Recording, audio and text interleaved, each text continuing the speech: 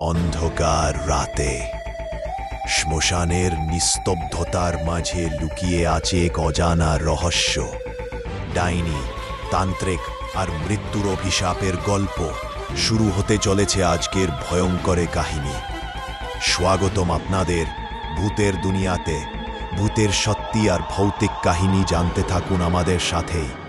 আর হ্যাঁ, যদি ভিডিওটি ভালো লাগে তবে অবশ্যই লাইক, শেয়ার আর সাবস্ক্রাইব করতে ভুলবেন না।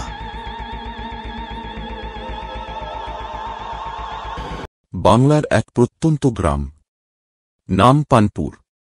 দিনে শান্ত, কিন্তু রাত নামলেই এই গ্রাম কাঁপে শ্মশানের ভয়ে। শত বছর আগে এই শ্মশানে পুড়িয়ে মারা হয়েছিল এক মেয়েকে। তারপর থেকে চিতা জ্বলে ওঠে নিজে নিজে, মৃত আত্মারা ঘোরে চারদিকে। আর মধ্যরাতে দেখা যায় এক ডাইনিকে গাছে বসে থাকতে। ওই গ্রামেই হরিদাস নামে এক যুবক থাকত। সে এক রাতে পাশের গ্রাম থেকে বাড়ি ফিরছিল। সে শ্মশানের রাস্তায় আসতেই একটা ছায়া দেখতে পেল। সে চমকে উঠল, কে কে ওখানে? তারপর থেকেই হরিদাসকে আর কেউ খুঁজে পেল না। লোকেরা বলল শ্মশানের ডাইনি তাকে টেনে নিয়ে গেছে। আর সহ্য হচ্ছে না, ডাইনি প্রতিদিন কাউকে না কাউকে টেনে নিচ্ছে। আমাদের একজন শক্তিশালী তান্ত্রিক চাই। শোনা যায় ভৈরবনাথ তান্ত্রিক নাকি মৃত আত্মাদের দমন করতে পারে। সেদিন গ্রামে প্রবেশ করলেন ভৈরবনাথ তান্ত্রিক, কপালে ভস্ম, হাতে ত্রিশূল। শ্মশানের ডাইনি শত বছরের অভিশাপে বেঁচে আছে। তাকে থামাতে হলে চাই রক্তচন্দ্র অমাবস্যা, পার আমার সাধনা। ভৈরবনাথের আগমনের পর থেকেই গ্রামের চারদিকে অদ্ভুত ঘটনা ঘটতে শুরু করল। গৃহপালিত পশু হঠাৎ মারা যাচ্ছে, রাতের বেলা আঙিনায় শোনা যাচ্ছে অদ্ভুত কান্না। ওমা, আবার শুনতে পেলেন? শ্মশানের ডাইনি এখন গ্রামে ঘুরছে। সাবধান হও সবাই, রক্তচন্দ্র অমাবস্যা পর্যন্ত শক্তি বাড়তে থাকবে। ভৈরবনাথ একা বসে সাধনা শুরু করলেন। চারপাশে শ্মশানের আগুন জ্বলছে, বাতাসে ঘন ধূপের গন্ধ। ওম ভৈরবায় নমঃ। অশুভ শক্তি দূরঃ, মৃতাত্মরা শান্তঃ। তান্ত্রিক, তুমি ভাবছো আমাকে থামাতে পারবে? শত বছর ধরে আমি এ শ্মশানের রানী।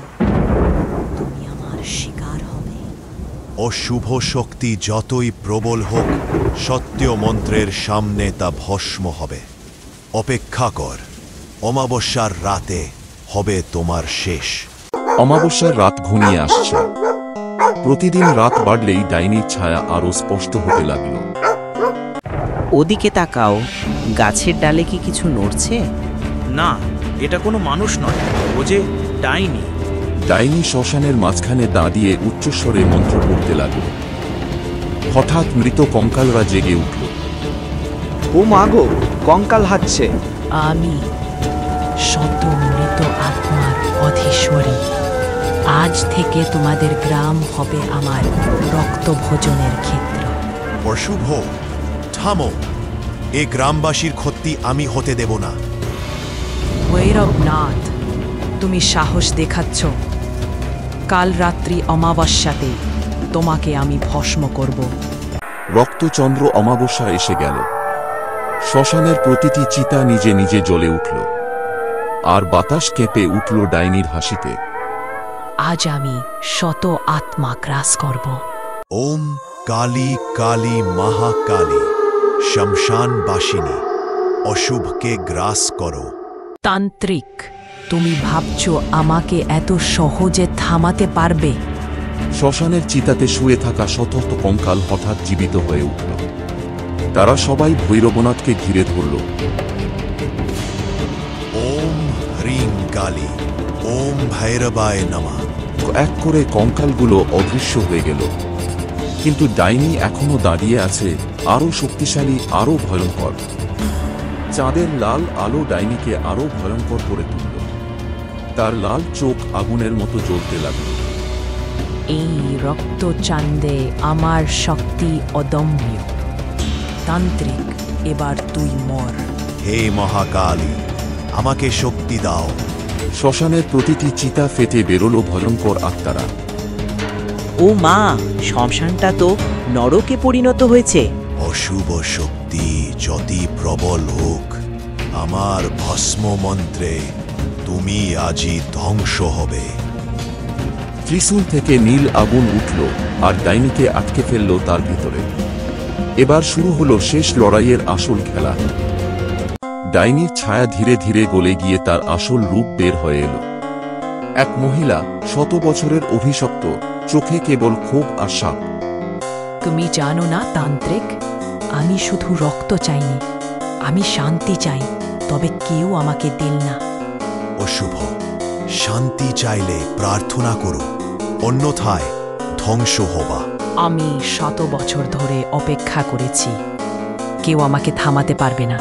ওম কালী কালী মহাকালী, অশুভ শক্তি ধ্বংস হোক। এক এক করে মৃত আত্মারা ভস্ম হয়ে মাটিতে লুটিয়ে পড়ল। ডাইনি চিৎকার করে বলল, আমি শান্তি চাই। তারপর শেষ আগুনের শিখায় মিলিয়ে গেল সব। অমাবস্যার রাত শেষ হয়ে ভোরের আলো শ্মশানে পড়ল। শ্মশান এখন শান্ত, মৃত আত্মারা আর নেই, ডাইনির সাপ ভস্ম হয়ে গেছে। শেষে শান্তি ফিরল। ধন্যবাদ ভৈরবনাথ তান্ত্রিক। শ্মশানকে শ্রদ্ধা করো, মৃতদের অসম্মান করলে আবার অশুভ শক্তি ফিরে আসবে। সেই শক্তি কখনো সহজে ধ্বংস করা যায় না। গ্রামবাসীরা বুঝল, ভয়ের মাঝে সাহস থাকা জরুরি। শ্মশান এখন শান্ত। সতর্ক থাকো, অশুভ শক্তি ছায়ার মতো ফিরে আসতে পারে। তবুও আজ গ্রামের মানুষরা শিখল, ভয়কে জয় করা সম্ভব। অন্ধকার নামলে ছায়ারা হাটে, ভয়ে মিশে যায় বাতাসে। আরো ভয়ঙ্কর গল্প শুনতে, মৃত আত্মাদের সত্যে জানতে আমাদের সঙ্গে থেকো। ভূতের দুনিয়া এটাই, ভয়ের আসল ঠিকানা।